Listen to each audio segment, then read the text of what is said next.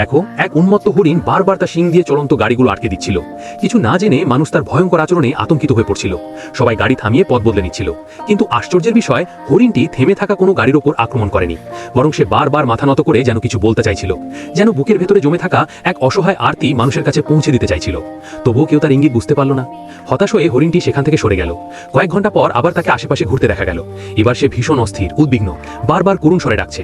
তখন এক পথচারী যুবক গাড়ি থামালেন। তিনি বুঝলেন কোনো প্রাণী অকারণে জীবন ঝুঁকিতে ফেলে পথরোধ করে না, নিশ্চয়ই এর পেছনে কারণ আছে। যুবকটি গাড়ি জানালা নামাতেই হরিণটি এগিয়ে এলো।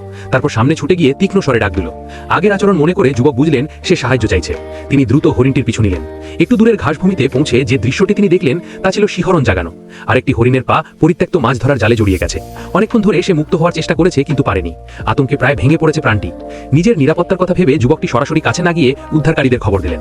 কিছুক্ষণের মধ্যেই উদ্ধারকর্মীরা এসে লোহার শিকল দিয়ে জাল স্থির করলো, তারপর কাঁচি দিয়ে ধীরে ধীরে কেটে ফেললো। অবশেষে দীর্ঘ সময়ের বন্দিত্ব থেকে মুক্ত হলো হরিণটি। কিন্তু সে সঙ্গে সঙ্গে চলে গেল না, বরং কিছুক্ষণ দাঁড়িয়ে তার উদ্ধারকর্তার দিকে তাকিয়ে রইল, চোখে যেন কৃতজ্ঞতার ভাষা। এরপর যা ঘটল তা আরও বিস্ময়কর। মুক্ত হরিণটি হঠাৎ মাথা ঝাঁকালো আর তার শিংটি খুলে মাটিতে পড়ে গেল।